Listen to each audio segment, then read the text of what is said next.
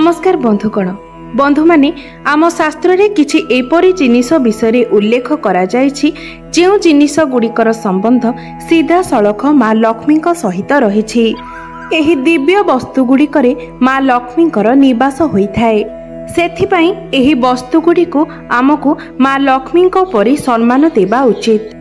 सेही वस्तु गुड़िको आमको पूजा करिबा उचित एवं सेही वस्तु गुड़िकर व्यवहार करिबा समय शास्त्रीय नियम गुड़िकर मध्य पालन करिबा उचित। माँ लक्ष्मी धन एवं ऐश्वर्यर देवी होइथांती। माँ लक्ष्मी मनुष्य को समस्त प्रकारर भौतिक सुख प्रदान करिथांती एवं जो व्यक्ति उपरे माँ लक्ष्मी प्रसन्न होइथांती सेही व्यक्ति को जीवन रे केबे भी दारिद्र्यतार सामना करिबाको पड़ी न थाए।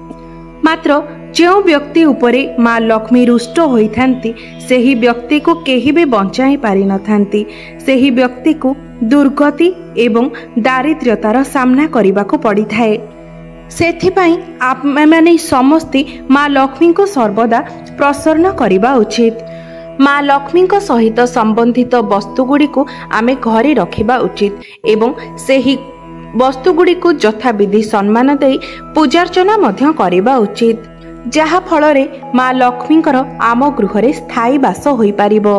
तेबे माँ लक्ष्मी सहित जड़ित थिबा वस्तु गुड़िकरे हेउछि झाड़ू, तुलसी गछ, मंगलसूत्र, पद्म फूल, शंख, श्रीयंत्र एही भली अनेक वस्तु रहिछि जहार वर्णना आमर वेद, शास्त्र एवं पुराण रे उल्लेख रहिछि।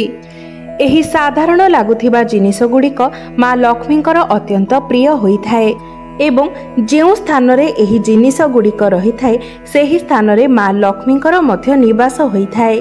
तेबे आजिर एही भिडियो रे आमे आलोचना करिबाकु जाउछे माँ लक्ष्मीकर सबुठारु प्रिय वस्तु झाड़ू विषय रे। झाड़ूटी आमको अत्यंत साधारण लागुथाई पारे, मात्र झाड़ूटी एक अत्यंत दिव्य वस्तु अटे, कारण झाड़ू मध्यरे माँ लक्ष्मीकर साक्षात निवास होइथाए। सेथिपई झाड़ूर आम गृहरे एक महत्वपूर्ण स्थान होइथाए। झाड़ू केवल आम घरर अलिया आवर्जना को ही सफा करि न थाए, एहा सहित आम घरर नकारात्मक ऊर्जा गुड़ी को मध्य आम घरु बाहर करि देइथाए। माँ लक्ष्मी को स्वच्छता प्रिय होइथाए एवं झाड़ू द्वारा ही आमे आमर घर को स्वच्छ करिथाउ एवं जो गृहरे स्वच्छता न थाए सेही गृहरे माँ लक्ष्मी केबे भी वास करि न थांती। तेबे आसंतु जानि नेबा झाड़ू सह जड़ित महत्वपूर्ण वास्तु नियम एवं एमिति किछि महत्वपूर्ण उपाय जहाँ आपणकर दारिद्र्यता को सबुदिन पई दूर करिदेबो। बंधु माने झाड़ू को अत्यंत पवित्र वस्तु बोली माना जाइथाए। सेथिपई आमे जेतेबेले झाड़ूर प्रयोग करिथाउ सेतेबेले आमको शास्त्रर नियम गुड़िकर पालन करिबा उचित, जहाँकि झाड़ू सहित संबंधित अटे। झाड़ू को घरर केउ स्थान रे रखिबा उचित, झाड़ू लगाइबार सठिक समय केउटी, झाड़ू केउ दिन किनिबा उचित तथा पुराना झाड़ू को आपण केउठारे रखिबा उचित, एही सब विषय उपरे वास्तुशास्त्र रे सविशेष उल्लेख करा जायछि। तेबे आपण माने जदि आपणको घरर पुराना झाड़ू को एक निश्चित स्थान रे लुचाई के रखंती तेबे आपणको घरे केबे भी धनर अभाव होई न थाए। पुराना झाड़ू भी आपणकर अनेक कार्य रे आसी थाए। आपणको केवल वास्तु रे उल्लिखित नियम गुड़िकर पालन करिवार आवश्यकता रहिछि। प्रथम कथा हेउछि आपण झाड़ू को केबे भी अपमानित करिबा उचित नहीं, कारण झाड़ू रे साक्षात माँ लक्ष्मीकर वास होइथाए। तेनु झाड़ू रे आपण केबे भी गोड़ मारिबे नहीं। झाड़ू रे कोनोसी व्यक्ति को किंबा कोनोसी पशु पक्षी को प्रहार करिबे नहीं। झाड़ू को केबे भी डेई की जिबे नहीं। जदि आपण झाड़ू रे आपणकर गोड़ अजाणतरे बाजी जाउची तेबे तुरंत आपण झाड़ू को मुंडिया मारी क्षमा प्रार्थना करिबा उचित। एहा व्यतीत झाड़ू रे केबे भी अइठा किंबा कोनोसी अपरिष्कार जिनिस मध्य ओळाइबा उचित नुहे। द्वितीय रे आपण सर्वदा निजर झाड़ू को कोनोसी एक स्थान रे लुचाई रखिबा उचित, जेमिति सही झाड़ू उपरे कौनसी बाहर लोकंकर नजर पड़िबो नाही, कारण झाड़ू घरर लक्ष्मी होइथाय। जेमिति आपण निजर टंका पैसा को सर्वदा लुचाईकी रखिथांती, बाहर लोकंकर दृष्टिर आढ़ुआଳରେ रखिथांती, सेहीपरि झाड़ू को मध्य आपण एपरि एक स्थान रे रखिबा उचित जेपरि बाहर लोकंकर दृष्टि आपणक घरर झाड़ू उपरे न पड़ुथिबो। वास्तुशास्त्र रे उल्लेख रही जे आपणक घरर झाड़ू उपरे जदि बाहर लोक मानकर दृष्टि पड़े तेबे एहा द्वारा आपणकर धन अधिक खर्च होइथाय एवं अजथा खर्च मध्य होइथाय। सेथिपाई आपण सर्वदा झाड़ूर व्यवहार करि सारिबा परे झाड़ू को एक एपरि स्थान रे रखंतु जेउठारे बाहर व्यक्तिंकर नजर पड़ु नथिबो। तृतीय कथा हेउछि जेतेबेले आपण झाड़ूर व्यवहार करूछंती, व्यवहार करिबा पूर्वरु आपण झाड़ू को मुंडिया मारिबा उचित एवं झाड़ू ठारू आज्ञा नै ही आपण झाड़ूर व्यवहार करिबा उचित। झाड़ू को आपण प्रार्थना करंतु जे झाड़ू आपणक घरर समस्त दुर्भाग्य एवं नकारात्मक शक्ति को जेमिति घरु बाहर करिदेबो। झाड़ू को नमस्कार करिबा द्वारा झाड़ू रे निवास करुथिबा मां लक्ष्मी ठारू आमको आशीर्वाद प्राप्त होइथाय। बंधु माने झाड़ू रखिबार सबुठारू उत्तम दिग पश्चिम दिग को माना जाइथाय। पश्चिम दिगरे झाड़ू रखिबा द्वारा आपणको शुभ परिणाम प्राप्त होइथाय। पश्चिम दिगरे झाड़ू रखिबा द्वारा आपणकर घरर वास्तु दोष गुड़िक कम होइथाय। एहा व्यतीत आपण झाड़ू को कदापि भी रोषेई घरे रखंतु नाही, कारण रोषेई घरे झाड़ू रखिबा द्वारा नकारात्मक शक्तिर वृद्धि होइथाय।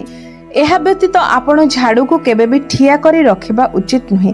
शास्त्र अनुसारे ठिया होइथिबा झाड़ू एवं ठिया होइथिबा मां लक्ष्मीकर मूर्ति एहा आपणक घरु मां लक्ष्मी चाली जिबार संकेत होइथाय। सेथिपाई झाड़ू को सर्वदा सुआईकी रखिबा उचित।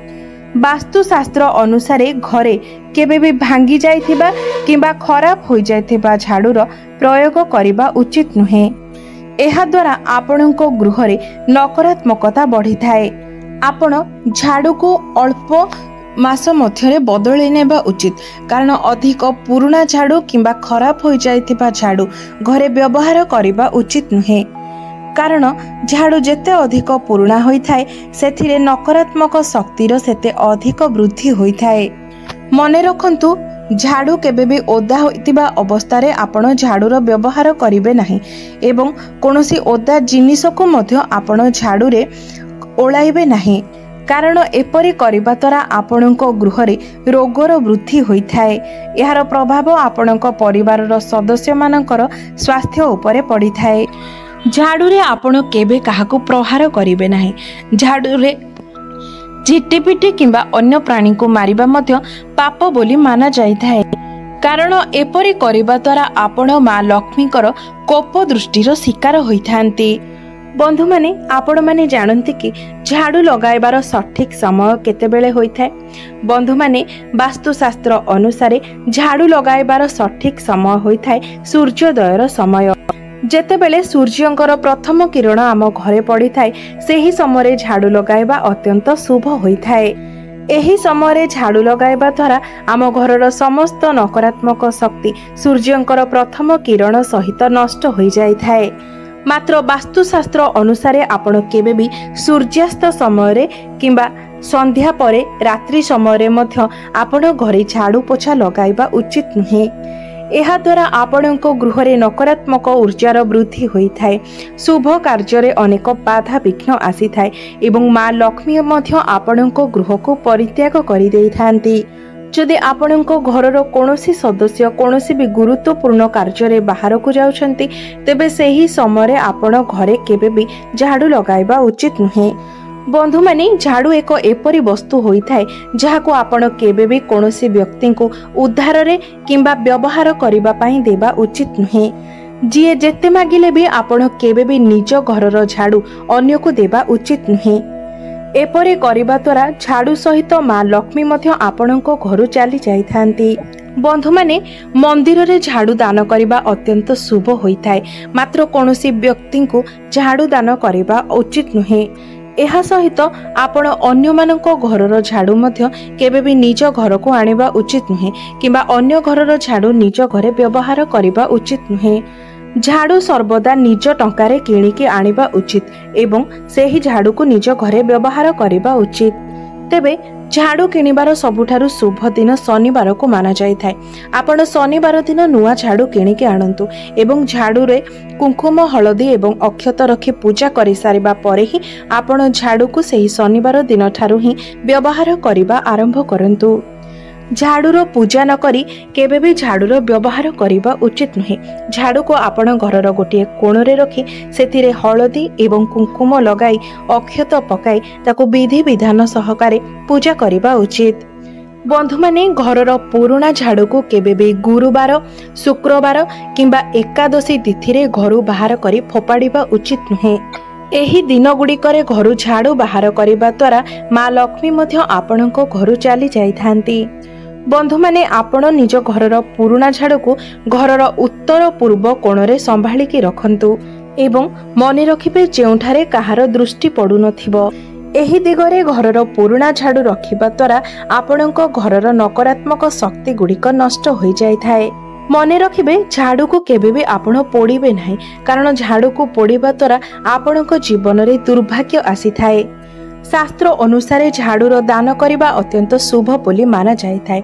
आपण कोनोसी शनिवार दिन कोनोसी मंदिर रे झाड़ूर गुप्त दान करने उचित। मने रखिबे झाड़ूर गुप्त दान करने द्वारा ही आपणको एहार शुभत्व प्राप्ति होई थाए।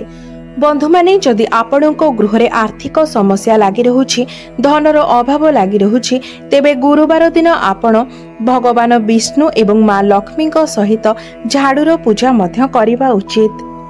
भूमि उपरे किछि अक्षत रखी ता उपरे झाड़ू को रखी आपण झाड़ूर पूजा करबा उचित एवं सेही झाड़ू रे ही आपण निज घर को स्वच्छ करबा उचित। एपरि करबा द्वारा आपणको गृहर समस्त नकारात्मक ऊर्जा गुड़िक नष्ट होइथाए एवं आपणको गृह रे सुख समृद्धिर वृद्धि होइथाए।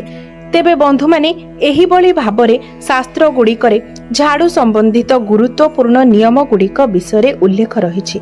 तेबे आपण माने जदि एही छोट छोट कथा को ध्यान रे रखंती तेबे एहा द्वारा आपणको गृहर अनेक उन्नति होइथाए एवं आपणको जीवनर अनेक गुड़िए समस्या मध्य दूर होई जाय थाए। तेबे बंधु माने मोर एही भिडियोटी जदि आपण मानकु भल लागि थाए तेबे भिडियोटी को लाइक करी चैनल टी को सब्सक्राइब करि देबे एवं कमेंट बॉक्स रे भक्ति एवं श्रद्धार सहित जय माँ लक्ष्मी निश्चय लिखिबे।